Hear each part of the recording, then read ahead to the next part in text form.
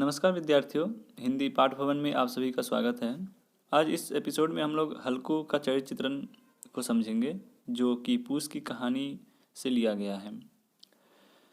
पूस की रात कहानी का मुख्य पात्र हल्कू है। प्रस्तुत कहानी में प्रेमचंद्र ने हालात को ध्यान में रखकर अपनी समझ से पात्र की सच्चाई को व्यक्त किया है। पूस की रात प्रेमचंद्र जी की एक प्रसिद्ध कहानी है। ग्रामीण जीवन की पृष्ठभूमि में लिखी गई यह कहानी किसान की नियति का यथार्थ चित्रण करती है। किसान की निष्क्रियता उसके जीवन की विडंबना है, नियति का क्रूर यथार्थ है। हर तरफ से हाथ पैर मारकर भी जब स्थितियों में किसी भी प्रकार के परिवर्तन के आशान दिखाई नहीं देते, तो व्यक्ति निष्क्रिय होकर जो कुछ पास है उसे भी गंवाने के लिए तैयार हो जाता है। जीवन की इस विडंबना को लेखक ने एक साहस के रूप में चित्रित किया है। पूस की रात का आरंभ हल्कू और उनकी पत्नी की नाटकीय संवाद से होता है। हल्कू के दरवाजे पर कर्जदार खड़ा है। कर्ज चुकाने के लिए ले देकर उसके पास 3 रुपए हैं, जिसे उसने जोड़ तोड़कर सर्दी में कंबल खरीदने के लिए रखे जोड़े हैं। पर कर्जदार की गालियों उसके आत्मसम्मान को आहत करेगी। इसी आशंका से वह घर की एकमात्र पूंजी 3 रुपए उसे दे देता है। इसके तुरंत बाद लेखक हल्कू को पूस की ठिठुरती रात में अपने खेत की रखवाली करते हुए चित्रित करता है। पुराने गाढ़े की चार ओढ़े या हल्कू अपने जबड़े कुत्ते के साथ कड़कती सर्दी या कड़कड़ाहट सर्दी से छुटकारा पाने का प्रयास करता है। गाढ़े के चार से सर्दी को ढकने के उसके सारे प्रयास निष्फल हो जाते हैं। उसकी इस दयनीय स्थिति में उसका एकमात्र सहारा जबरा उसका साथ निभाता है। हल्कू जबरे को गोद में बिठा लेता है। उस समय दुर्गंध से भरा कुत्ते की गर्म सांसें रेगिस्तान में पानी की बूंद सा काम करती है। उसी समय खेत में किसी जानवर की आहट मात्र से कुत्ता खेत में इधर से उधर दौड़ने लगता है।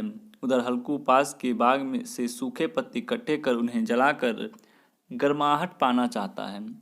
कुछ देर के लिए सर्दी के एहसास कम हुआ और हल्कू कुत्ते के साथ आग में गर्म हुई जमीन के पास की चादर ओढ़कर सोने की कोशिश करता है। तभी खेत में घुस आए जानवर पकी फसल को नष्ट करने में जुट जाते हैं।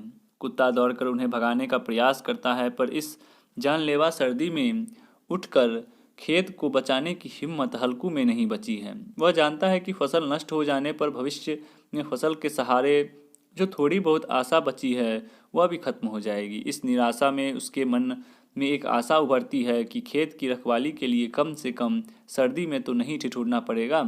न खेत रहेगा न उसकी रखवाली, न बांस रहेगा न बांसुरी, और वह चादर तानकर सो जाता है।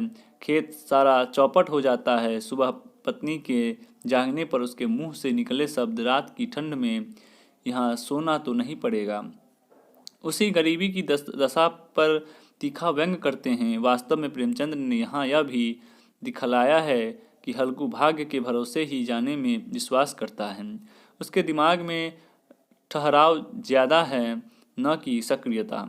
वह परिस्थितियों के आगे घुटने टेकने वाला पात्र है या किसान है। वह शरीर से भी मोटा है और किसान से भी मोटा है। हल्कू के मन उठते भाव उसके जीवन की क्रूर नियति की परतें उधेड़ कर रख देते हैं। भाग्य में जो है वह जो हो जाए, किसान के लिए उसकी खेती उसकी मर्यादा होती है। वह उसे भी दांव पर लगा देता है। मजदूरी ही करनी है तो वह वो भी करेगा। अब वह किसी भी स्थिति का सामना करने के लिए तैयार है। अंत की घटना में उसमें दुर्दांत साहस भर दिया है, मानो उसने भाग्य से दो हाथ करने की ठान ली है। ये रही हल्कू का चरित्र चित्रण, जिसमें हम लोग इसमें देखने को मिला है इसमें कि आत्मसम्मान की उसमें भावना है, सहन शक्ति है, कुशल निर्णायक है, अपना महत्व समझने वाला है और असमर्थ। ये सब कुछ पॉइंट हैं जो इसको आपको बनाना पड़ेगा। सब कुछ इसी में दिया हुआ है। तो इसका उत्तर केवल इतना ही रहा। अब अगले एपिसोड में हम लोग अन्य विषय पर चर्चा करेंगे। तब तक के लिए धन्यवाद।